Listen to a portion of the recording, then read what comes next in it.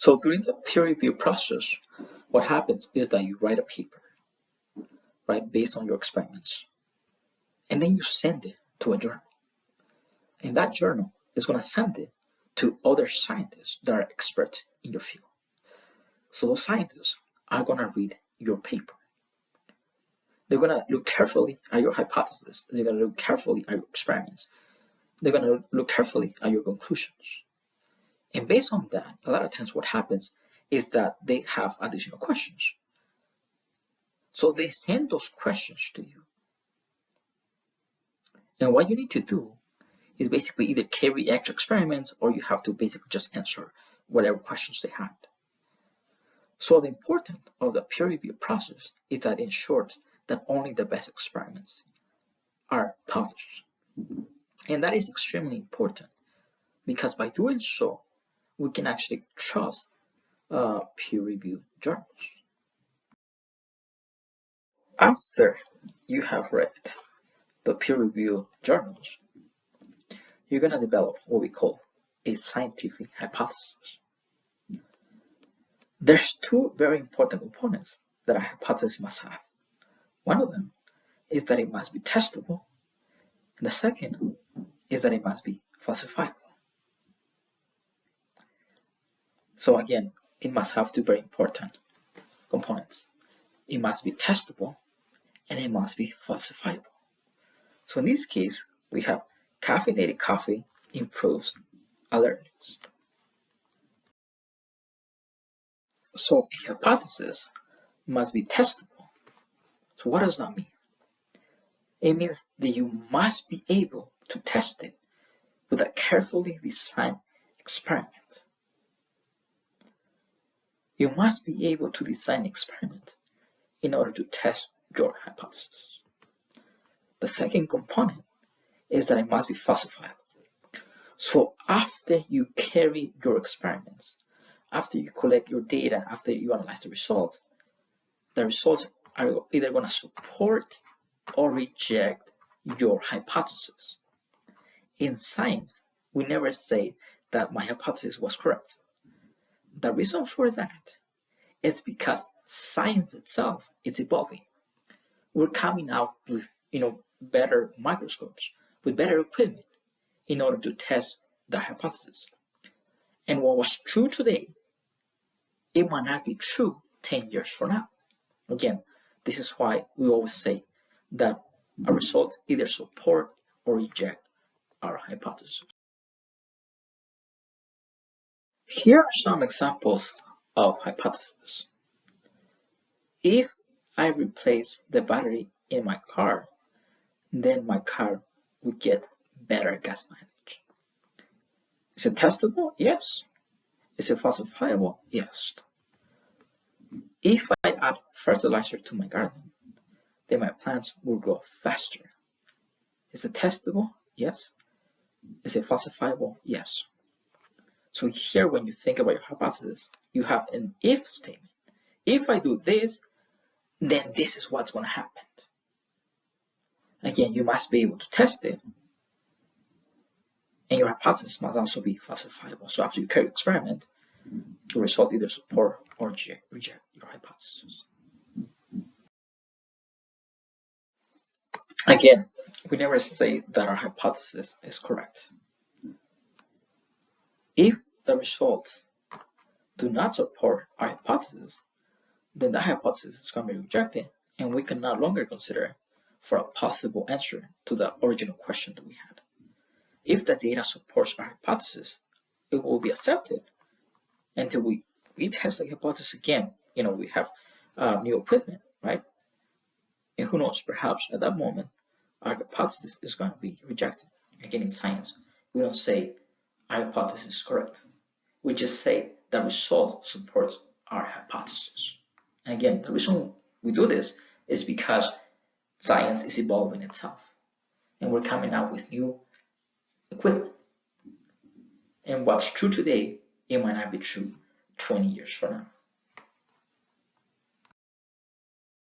Now that we have our hypothesis, then the next thing to do is to test our hypothesis. And we do this by designing an experiment. Your experiment must be designed carefully. And after you carry your experiment, the results are either going to support or reject your hypothesis. This is a very crucial step in order to test your hypothesis. Your experiment has to be carefully designed. In this particular example, since we were talking about coffee, the experiment is to measure the effects of drinking coffee on a group of participants. We must have different groups, at least two groups. One that gets coffee and perhaps one that doesn't. An experiment must have an experimental group. So the experimental group are the ones that get that treatment, whatever you're testing. In this case, drinking coffee. You must also have what we call a control group. The control group does not get that specific treatment that you're testing. It might get something similar, or what we call the placebo. The placebo is basically, a pill or something that looks similar to whatever you're testing, but it shouldn't have an effect. And the reason why you must have a control group is that it serves as a purpose of comparing. For example, let's say that you see something that is happening to the experimental group. How do you know that whatever is changing or whatever you're seeing is the result of your treatment and it's not something else? And that's why you must also have a control group in order to determine that new drug or whatever you're testing on is actually working. All right, let's talk more about the experiment. Now, it is extremely crucial that the individuals within the experimental group and the control group must be as close as possible. What I mean by this is that if you're using an experimental group the older population, the older individuals, then your control group must also have older individuals. You must also have a combination of males and females. Basically, both groups must be as close as possible, must be matched. You cannot have, let's say, for example, an experimental group, the older population, and in the control group, let's say you have teenagers. That wouldn't be a good experiment. The experimental groups get the new treatment, whatever you're trying to test to see if it works. And your control group must get what is called a placebo, which means a treatment that looks similar to what the experimental group is getting. However, it shouldn't have an effect. So the experimental group experienced the independent variable. That is the factor that is being changed in that specific experiment. If you're testing different amounts of caffeine, so what happens, as you increase the amount of caffeine consumption, does that help you, with more energy? Does that help you to test better on a specific test? So that will be considered the independent variable. So whatever you are changing, if you will. The control group receives what is called a placebo.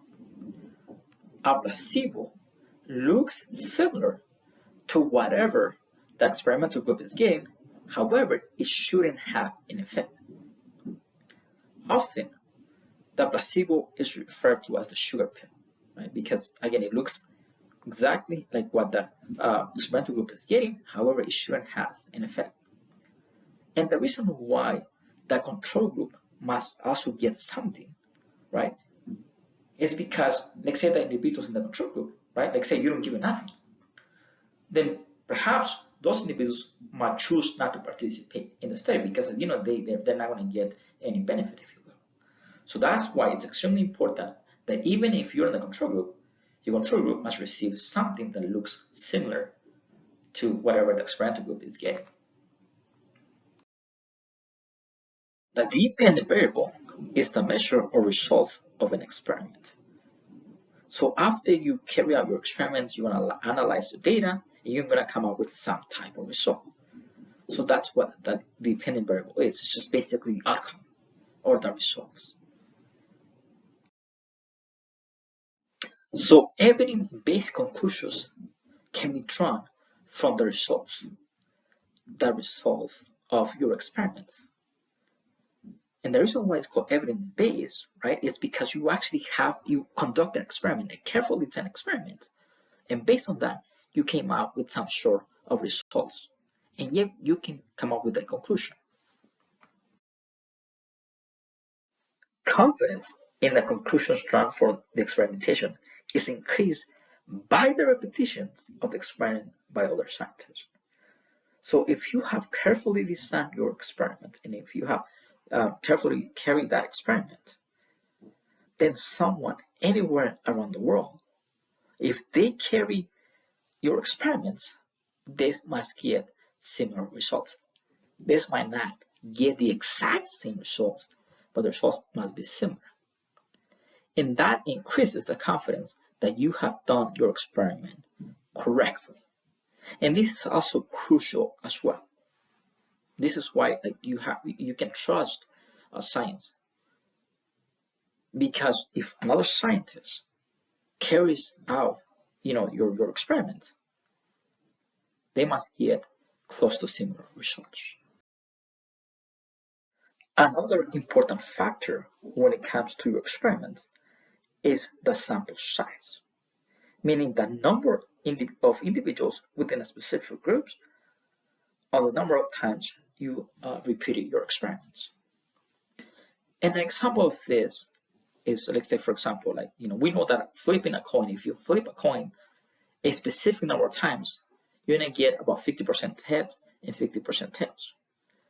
Let's imagine, right, that you only flip the coin twice, only 2 times.